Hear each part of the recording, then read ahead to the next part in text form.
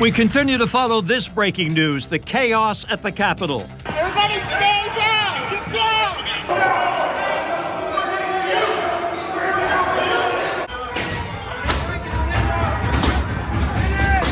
The seat of government went on lockdown this afternoon with members of Congress inside as supporters of President Trump invaded and clashed with police. Legislators inside the House chamber told by police to put on gas masks after tear gas dispersed in the rotunda. Protesters also gathered outside the state capitol in Tallahassee, and in South Florida, demonstrators rode through the streets protesting the 2020 election result. Meanwhile, up on the steps of the backside of the Capitol, we're seeing protesters overcome the police. The police are now running back into the Capitol building. Let's get going, America.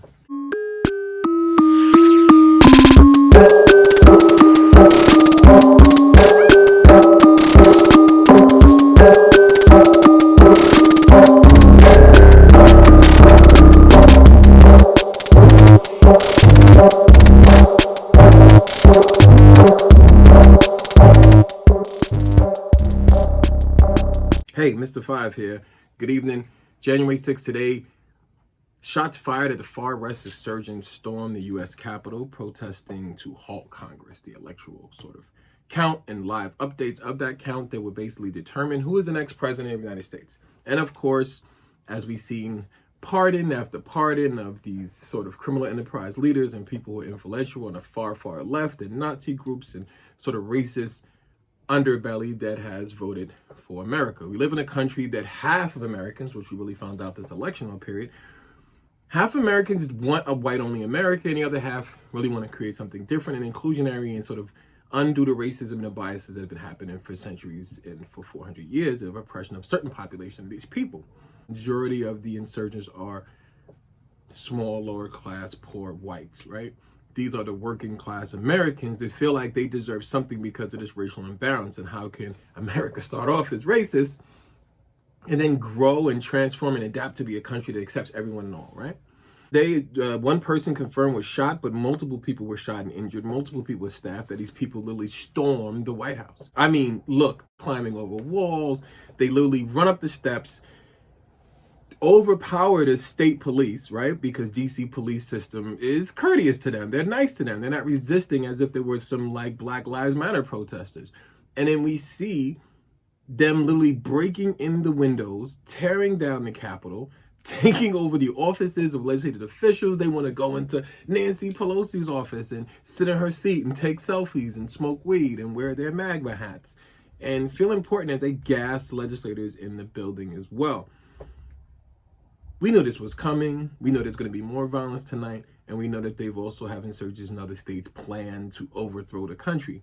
But was this really, honestly, they thought this was going to do something by taking over D.C. and insurgent Congress? And were they going to spend the night there? Like, what was they going to do? All 50 states are going to transform and overheal and turn back into white America and make America great again? Or force the fact that they're saying, kill him, shoot him, and hurt this cop and do this? But we see the police who relate to them on a sort of common grounds that they're mostly majority poor whites as well. We see them doing nothing, right? We see them doing very peaceful, calmly resistance. And this has to be taken seriously.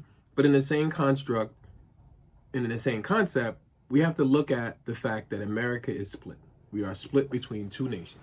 Half of us want an all-white country, and half of us want inclusion, democracy, and a better place where we can all learn and grow together. So the Capitol building goes on lockdown. Trump unleashed the mobs and attacked the U.S. Capitol, which he really needs to be removed from office.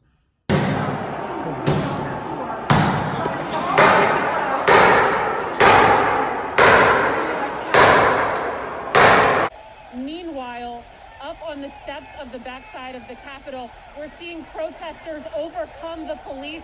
The police are now running back into the Capitol building. We have cheers from the protesters that are watching behind the scenes. This is incredible.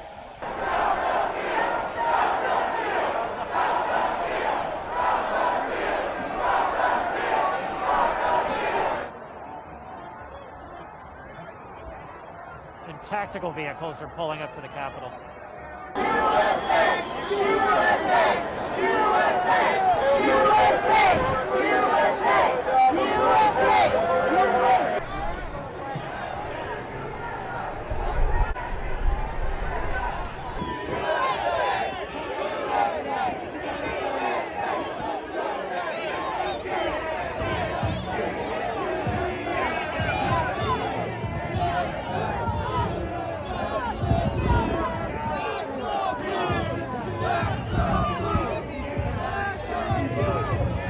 Okay, we're going to go to that right now. Here's a message from President Trump. I know your pain. I know you're hurt. We had an election that was stolen from us. It was a landslide election, and everyone knows it, especially the other side. But you have to go home now. We have to have peace.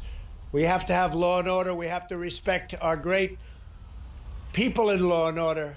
We don't want anybody hurt. It's a very tough period of time. There's never been a time like this where such a thing happened, where they could take it away from all of us, from me, from you, from our country. This was a fraudulent election, but we can't play into the hands of these people. We have to have peace.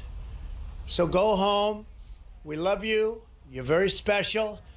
You've seen what happens. You see the way others are treated that are so bad and so evil.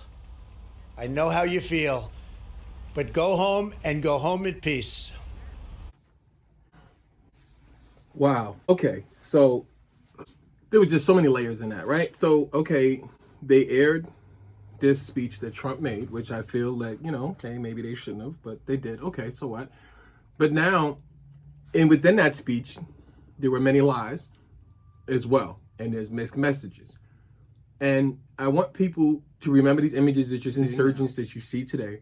Remember these criminal acts of terrorism, these sort of acts of violence, these attempted murder charges, these sort of brutally assaults on anyone who is not under their regime, because they're going to try to whitewash this later.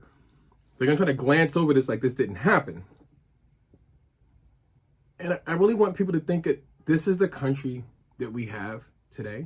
This is the nation that we're faced with. And these are the changes that are so desperately needed, that has been bottling up for so many hundreds and hundreds of years. We would rather have a patchwork plumbing solution to this nation than to literally just replace all of the piping and do a whole reroute. And we can change that out without disrupting the structure of this country. Trying to find the right words. We have to realize that the majority of this country, half of this country, wants an all-white America. That is just the bottom line to it. That's impossible to happen when a democratic state, we're all refugees and all America's melting pot. And that is just not a true story. What we need is a change of healing. We need a change of understanding, and we need to be educated to see how others was educated as well. Because it's their assumption that people are not worthy and value. It's their assumption that their grandiose attitude and sort of behavior and thought of themselves is based on a really factual, evidence-based assumption of power and authority. Remember these images that you see? Because later on, they're going to say this doesn't happen. And that this man who is still spilling lies about what happened in the election throughout his video and coded messages. But let me not say that, because I'm going to be attacked saying that as a black activist and organizer, right? So let me just let some other white personality or ally say the same thing, and then maybe you'll listen to that. A 6 p.m. to 6 a.m. curfew has been ordered in our nation's capital as National Guard soldiers and federal police reinforcements are working at the Capitol right now to help with ending an occupation by a pro-Trump mob. Within the past hour, we heard from President-elect Joe Biden. Now, we brought that to you because President Trump on the tape says to his supporters who are right now conducting an armed insurrection on the U.S. Capitol, he tells them to go home. But I also want to note that in that video, he lies about the election being stolen and pours more fuel on the fire. He continues his shameful behavior of lying to his supporters about what happened. It is absolutely disgraceful. I hope they listen to the part in which he said for them to go home. But to be completely frank, there were mixed messages in that video. And I feel ambivalent about the fact that we even aired it, to be honest, although I certainly understand and support the idea that we did. But the idea that the president is not even capable of saying, please go home. He continues to lie to his supporters. And what I wanted to say before, Abby, is I want people to remember how they feel watching these images of the United States Capitol being taken over and these clear acts of sedition and violence and terrorism by Trump supporters, because there's going to be an attempt to whitewash and pretend this didn't happen. People might attempt to do that, but what we're seeing is pretty clear what is happening. And I think. So, as I end this little video and you see what's happening in D.C., I want everybody to take in mind and take into heart that we've seen, yes, that half this country wanted to vote and keep Trump into office, who had an all-white agenda and sort of a oppressionistic, white supremacist, totalitarian view of the world. And this is his attempt at creating some sort of dictatorship rule. And then the other half of our country sees this as some Americans who were taught differently. Throughout the course of the next months or so, we'll be having classes and updated videos discussing race, discussing how the educational system was different for some, and some whites were taught that blacks were inequality and inequity. People were taught to hate Jews and other cultures, as this is a country where everybody comes into, sort of, and is made up of all immigrants. Let's think about that today. Let's think about how we and what you are doing, how can that improve this country? How is that helping this world? What are your daily actions doing to heal? And it's something even small as even talking to your neighbors or finding out about other cultures that you may not have interest in. Find out who is less fortunate than you, and just on the strength that you're both Americans, reach out to that person, help that person. There's amazing philanthropists on Twitter who are just retweeting and posting and sort of giving people money who deserve it. But we need a complete system of change, and I don't mean reform, because the definition of reform is to sort of condition and strengthen the system to work better. We don't mean to cut the prison system in half, just saying, half of slavery is okay. But we need to invest better in Americans. And I think that America will be great again when we start all over and create that happening. I'm just saying. You hit it yet? Yeah, #1 show. Hit those buttons. You ain't hit it yet? Yeah, subscribe.